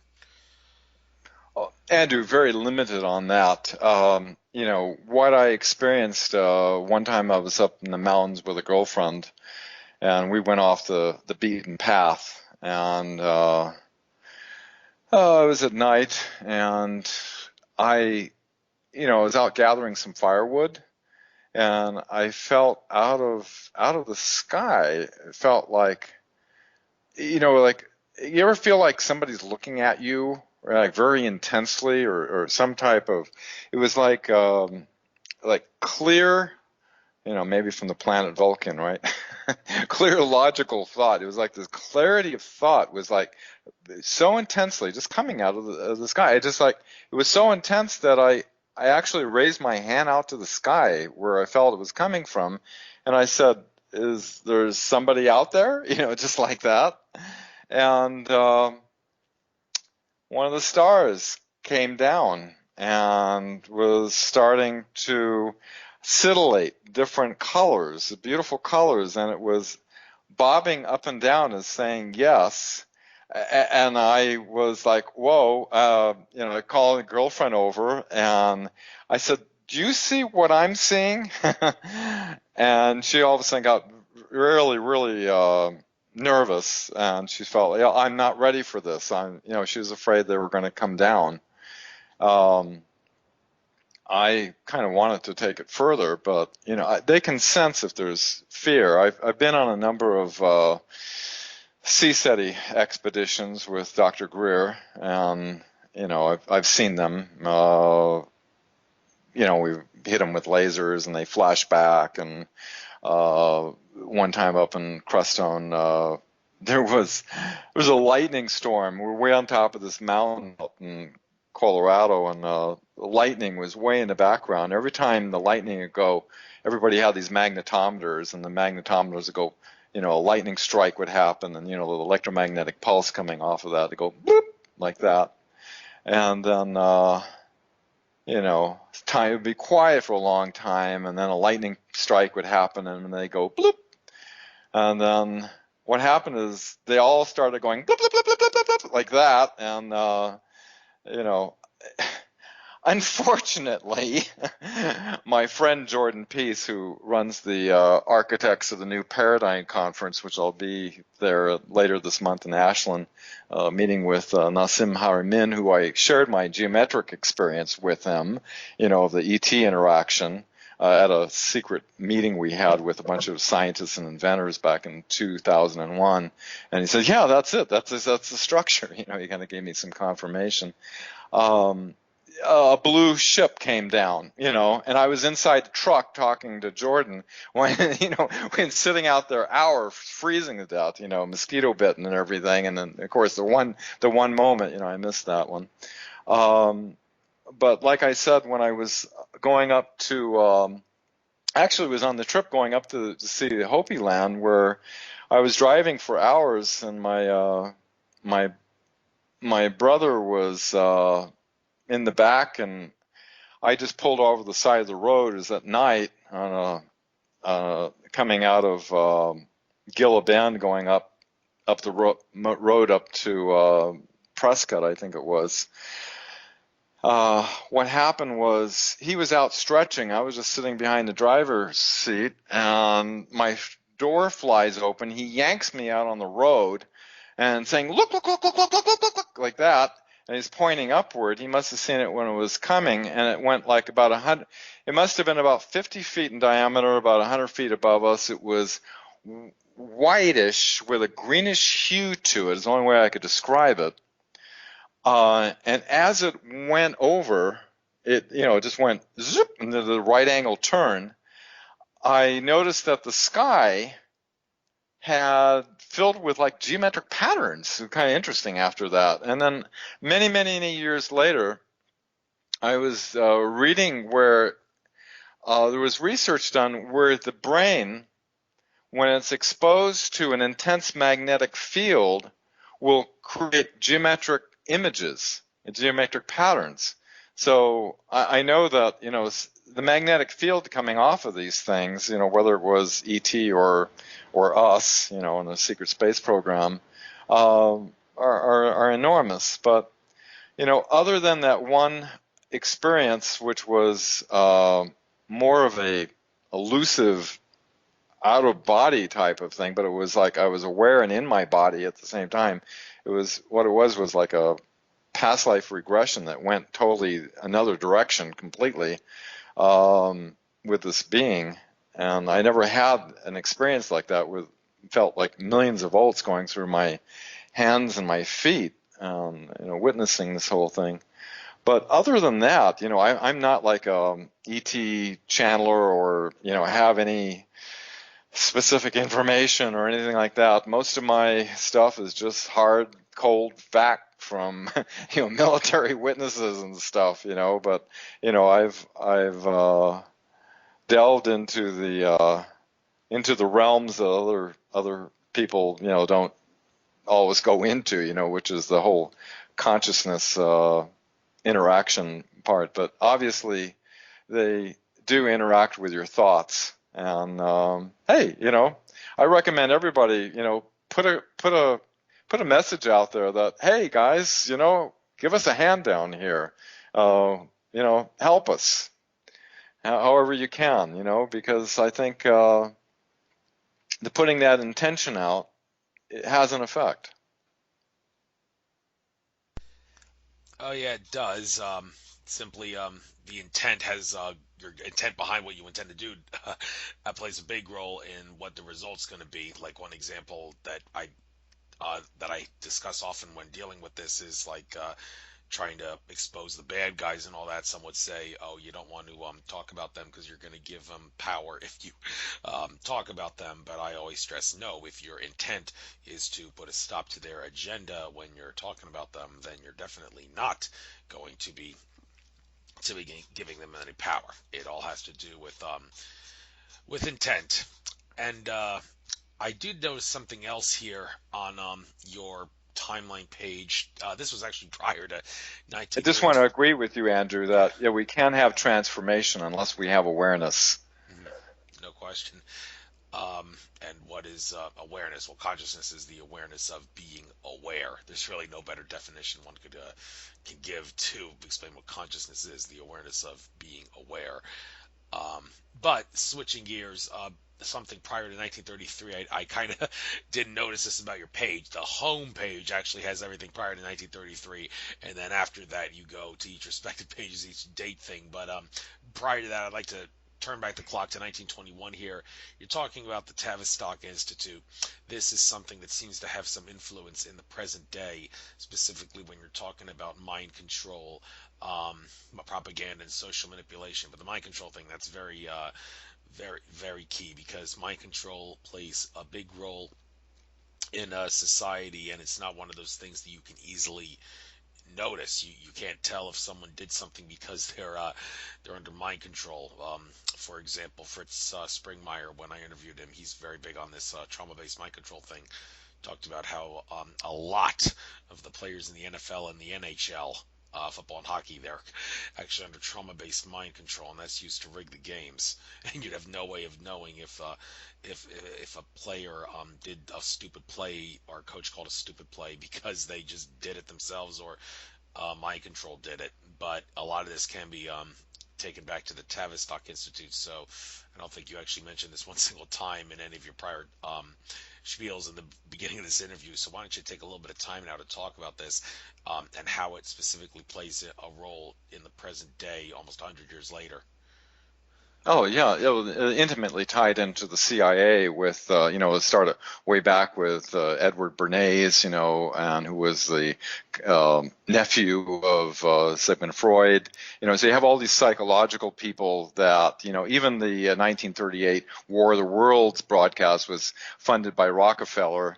To see how easily the people can be fooled. They've been, for the longest time, it makes me think of the flat earth theory, all the CIA has been doing all these things to, see how easily, to what level people can be fooled. And as far as, Tavistock, they understand psychology. And, the groups behind this, there's a lot of secret societies behind this. I've been in the one of the secret societies, the Rosicrucians, since 1976. I'm aware of the higher levels of some of the mystery school teachings that come out of Egypt. Anyway, there's a great understanding of the subconscious mind and how it creates reality. If you look at television, if you look at all the apocalyptic movies that come out, if you look at all the different ways in order to deliver images in people's minds of people killing, hurting, torturing people, delivered through a myriad of crime dramas, all these, along with your evening news, you have all this imagery going into millions and millions of minds. Even the movie industry, it's kind of interesting that China has a whole department that removes all the violence and things out of some of the stuff coming out of the U.S. because they believe, quote, it has a bad effect on their society. So you have to look at. I knew from my brother had a friend that was in Hollywood is writing, and it says if it's got a lot of violence and it's got a lot of this, you're in. In other words, the group in Hollywood, the type of entertainment we get goes through like a filtering process that makes sure that it fits according to these this agenda, which is put together with all these think tanks with the esoteric knowledge. It just gets into a big, deep thing. But it's basically, the television has been an incredible tool because it creates sound and vision. And your mind just goes into, within a few seconds, it goes into an alpha state. And you can just get programmed. You notice all the moving things. Whenever you have a news report, there's always these moving things swirling around. What that does is it distracts the conscious mind on a certain level and allows it to feed right straight into the subconscious. Doesn't filter anything. Subconscious mind just takes it all in. The conscious mind can be distracted. If you look at, Disney and all these different things, tied in, it gets into a really crazy rabbit hole of perception management that this group's been doing with this, with their control of the entertainment industry and the mainstream media. Thank you. Now let's jump long into the future, and I'd like to maybe spend the rest of this show talking about some present day stuff that's on your site here. First of all, the whole thing about Trump and Clinton and what their agendas were pertaining to UFO disclosure, or if they even had one. This whole thing about Hillary Clinton appearing on Jimmy Kimmel Live talking about the UFO files. You can't actually think that Hillary was being serious about disclosure. If she hinted about it during her campaign run, she must have been joking. I mean, especially considering that one of the sources that have said some inauspicious things about Hillary Clinton, Arizona Wilder, David Icke's 1998 documentary Revelations of Mother Goddess, said, I saw Hillary Clinton before I knew she was Hillary Clinton. What was she talking about? Talking about satanic Illuminati rituals where she was added as a mind-controlled slave, Arizona Wilder was, and she said she saw people shapeshift into reptilian aliens and back. Yeah, and so you think, okay, if Hillary's one of them, why would she be exposing anything involving UFOs? But then again, a lot of people are saying a lot of Hillary Clintons that we saw in public were actually clones of the original Hillary, and they were soulless clones. Make that whatever you will, but it seems kind of absurd that Hillary would want to release that. And another thing here, might as well kill two birds with one stone. Donald Trump not being a part of a secret society, as Newt Gingrich said. Oh, really? Okay, is he? Because I spoke to a 32nd degree Freemason who said that Donald Trump's father did actually have some ties to the Freemasons, but he doesn't know if Donald Trump has any connections. And to think that someone of Trump's wealth cannot possibly have any connections to any of the Illuminati factions, it does seem kind of counterintuitive and in some cases ridiculous. So all these people that are jumping on the I support Trump bandwagon because they think he's not an insider, it does seem kind of hard to believe. And all these people that say, "Oh, Newt Gingrich said he's not a member of a secret society." Well, do you think Newt Gingrich knew what he was talking about and was trying to conceal the fact that Trump actually is an insider? He knew that people would have a field day with him saying that on Fox News, so he said it to really confuse the issue and, as you like to say, give out disinformation of a really obtuse nature. I mean, give out disinformation that's conspiratorial. Well, that's what the powers that be are probably going to do nowadays because they're so desperate they have to get kind of conspiratorial with the disinformation they throw out, or it's not going to work.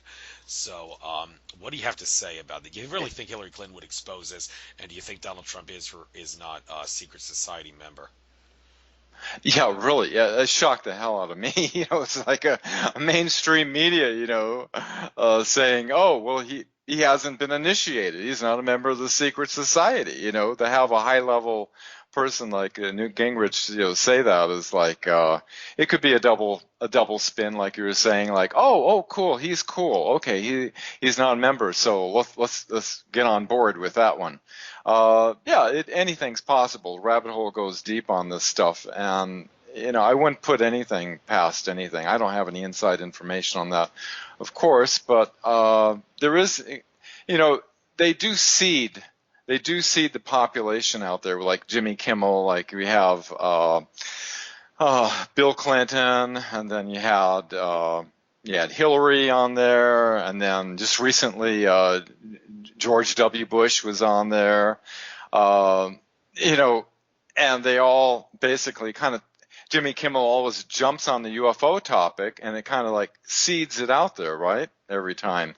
But, if you look at what Hillary's husband said to Sarah McClendon, the famed White House correspondent, who, by the way, sponsored the National Press Club for the Disclosure Project, who also once said, quote by George Bush Sr., that they ever find out what we've done, Sarah, they'd hunt us down the road and lynch us, in talking to Bill Clinton about the UFO issue, why he's not doing anything, he responded back saying, Sarah, there's a secret government inside the government, and I don't control it. Do you think Hillary can control it?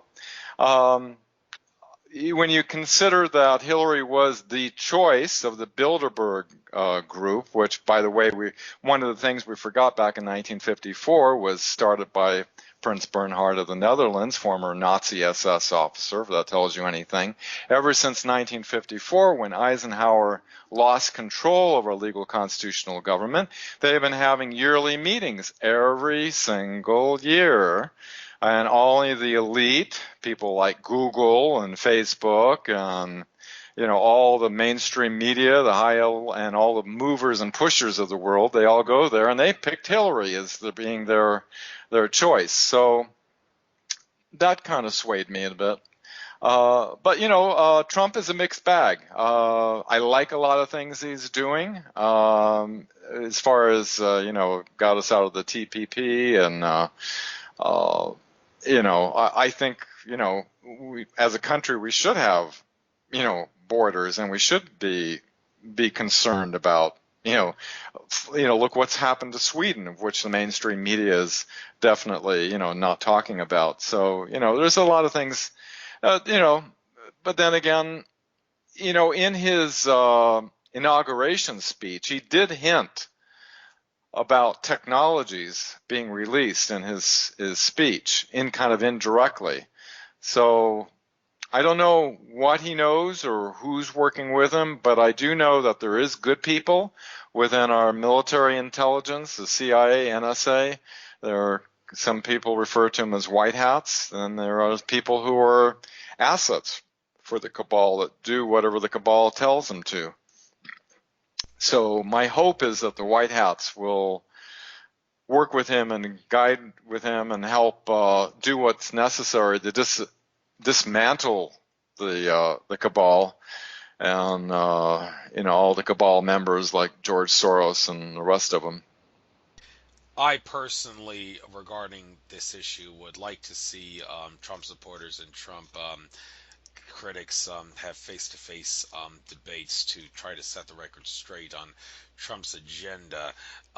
It's interesting how David Icke hasn't appeared on an episode of the Alex Jones Show in a long time, and Alex Jones is somewhat of a Trump supporter, and David Icke is not, and I can't help but wonder if that could explain why Icke was been very critical of how some alternative media sources, particularly in America, were jumping on the Trump bandwagon. But one thing about David Icke that I'm kind of going to be a little critical of is that he seems to be entirely conspiratorial without taking percentage into effect. And what I mean by that is, like, even though Trump is could be said to be an Illuminati minion, because you really can't be a president of the United States unless you get some influence from the Illuminati.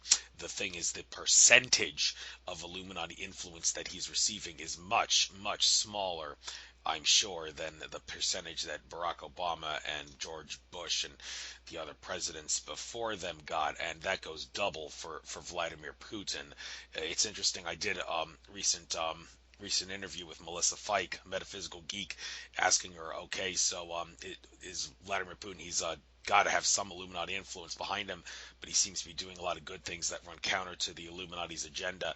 So what's going on here? Well, shortly after I listened to that, I heard that in 2014, Vladimir Putin seemed to have some sort of a contact awakening, maybe similar to the kind that Eisenhower had with ETs back in the 50s, where, like, it's been said the Pleiadians actually contacted Putin and seem to have warped his mind in a good way, if you will, to make him side more with humanity and divert him away from Illuminati influence. And so possibly Trump and, like, Putin and some other leaders, they're influenced by the bad factions.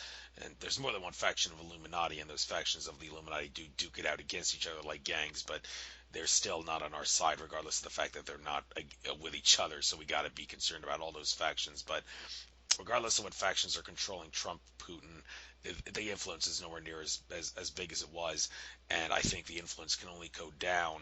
And some people have even gone as far as saying that Trump and Putin are, in fact, during times when nobody knows where they are, in those brief moments where nobody knows where they are in fact talking to benevolent ETs aboard crafts. And this is me talking. This is ET contactees like Brad Johnson and whoever that lady is who hosts, like, Galactic Connection YouTube channel. I believe she said this from once. I could be wrong, but I know Brad Johnson was the only source I heard this from, that Trump and Putin are actually meeting with good ETs.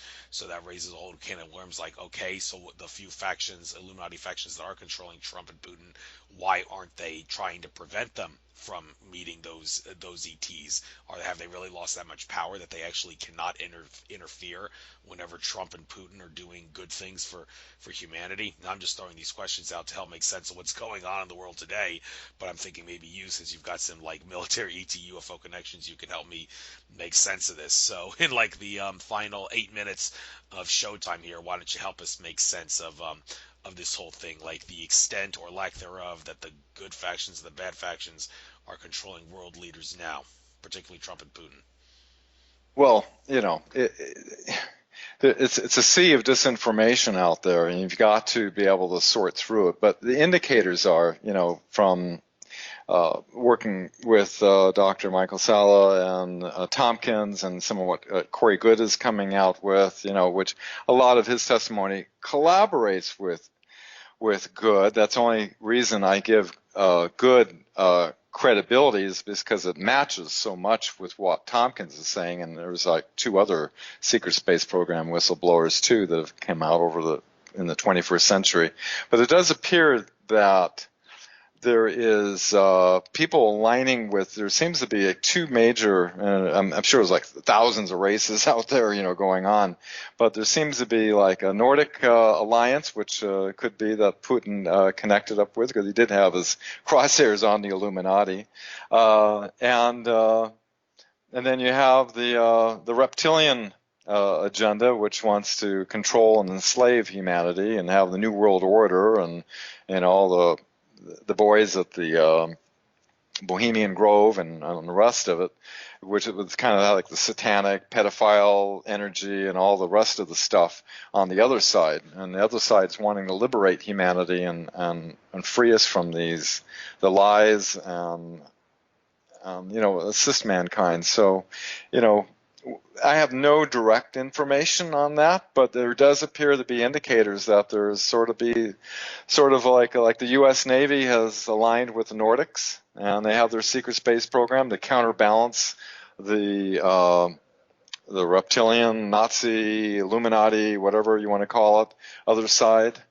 I know Dr. Greer back in November of last year said that, people that saying there's anything but benevolent extraterrestrials out there have been screen memory planet, which they have the technology to do that. But with Tompkins, it's kind of a hard one for me because I see all the documentation that's backing him up. So that's not screen memories. That's actually, he's like in his 90s, coming out with this stuff. So that's what I have to say on that, Andrew. Well, that's fair enough. If you don't have too much to say because you don't have the answers, then I don't want you. Then maybe it's best you not.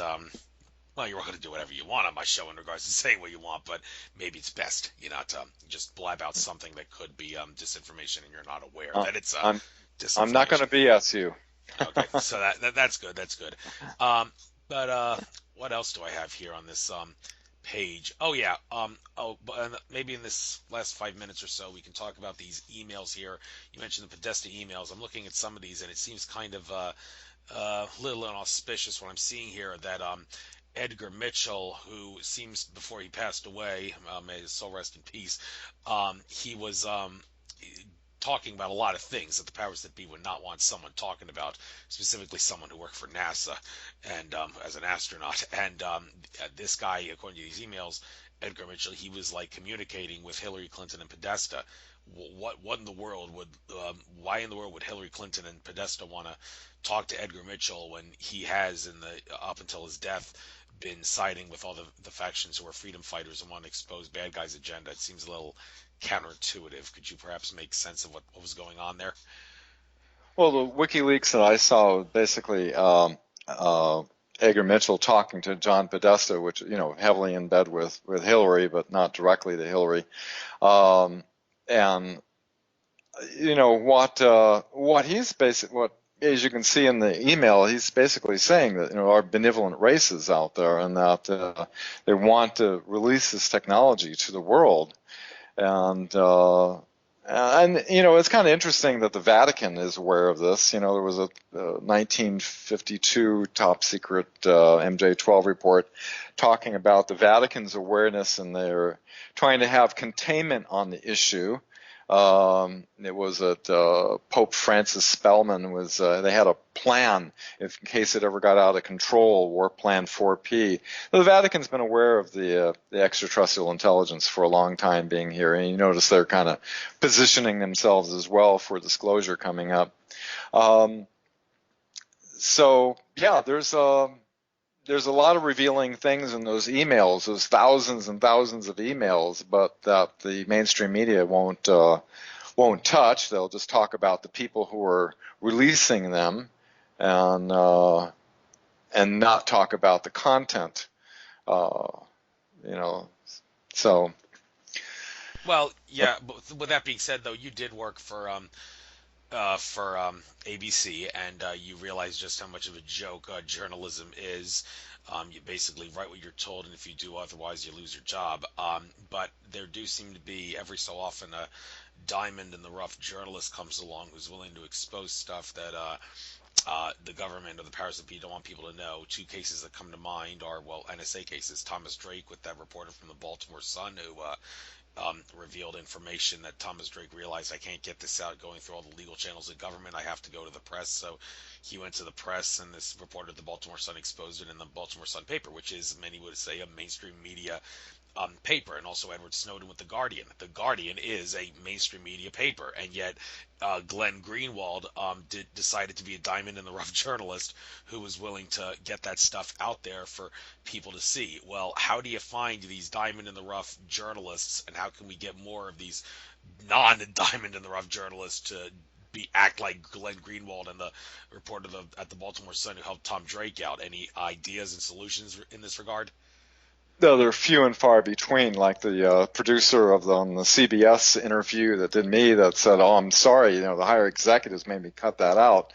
At the highest level, they control it. So before information goes out on their mainstream, their network affiliates that they have all over the place, which are completely controlled, the highest level sanitizes this information to make sure that it doesn't alert the population to this information. And so long as, if we can somehow I love that Trump is attacking, saying, the mainstream media is the enemy of the American people. That's what I've been saying, ever since 2001. Is some way we can gain control of these 5 corporations that oversee this, and the highest level that's controlled by the intelligence community that is being controlled by this group that's being used as an asset for them. Ever since 1947, when President Truman actually said after Kennedy's assassination, 30 days afterward, that they're unto themselves. They don't have to answer to anybody.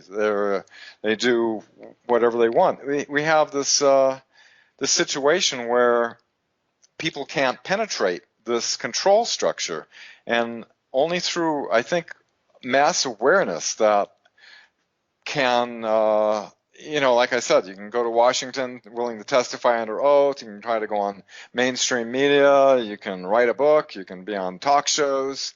I think alternative media talk shows is probably one of the best ways of getting this information out to the public. Outside of you can see it's so obvious. You can see how they have infuriated all these people who have, voted for Clinton, how they have demonized Trump so much. The guy's not perfect, right? But he's, you can see they're so obvious. Every single coverage they do of him, they have a negative slant in every which way they can do it. And then they demonize Russia. Oh, it's the Russians. Don't look at the content of those WikiLeaks emails from Bethesda. It's the Russians. The Russians did it, and so they try to redirect the focus to fit their agenda. And they want to start something up with Russia, it seems. Yeah, there's no question. And people, if you're still buying it was the Russians that did it excuse, maybe you had a past life in the USSR time period, the Cold War period, and that past life is still haunting you. So act like you understand that brainwashing never should have fooled people in the Cold War. It shouldn't be fooling people in the present day. So it's important we wake up to that. But with that being said, Dan, I guess now's a good time to bring this interview to an end. We've already gone a little past 2 hours anyway, so and all the people with lousy attention spans may be wanting this to come to an end. So I guess I'll end it now. This was fascinating. You're a great person to interview. I didn't have to interrupt you. Didn't even want to interrupt you because you were on a roll with a lot of these things, connecting a lot of dots. And one final question though: that painting of your face that I used as the picture here, that Margo also used, that's not your face. That's a painting of you. Who made that? Because that's a fascinating drawing. I should give Doug. If you go to DougAuld, AULD.com, he's over in the Bronx. He was an artist he felt like he's seeing all this stuff going on and felt like painting pretty flowers while Rome is burning. So he did this webpage at DougAuld.com called Whistleblower, and he's painting portraits. He's an incredible artist. I was honored to be one of the Whistleblowers portraits. He has like 100 portraits of whistleblowers, and honoring the whistleblowers that have come out and tried to alert the public of these things. Everything from Kennedy, James Forrestal, Snowden. I'm humbled to be included in this list of incredible people. But that portrait is one of the portraits in those 100 whistleblower portraits. Thank you. Thank you for getting that out. That was a fascinating painting. Would make my art teacher proud. So great having you on. Hope people will learn something through this. I'll upload it to YouTube within the next day or two. Spread it on social media and such. And I do hope a lot more people will become acquainted with your work after listening to this. So pleasure having you on, Dan. Good luck on your future endeavors, and good luck to the rest of humanity as well. Pleasure, Andrew. Thank you for your service of bringing this information out to the world. Same to you. Take care now. Bye bye. All right, bye bye.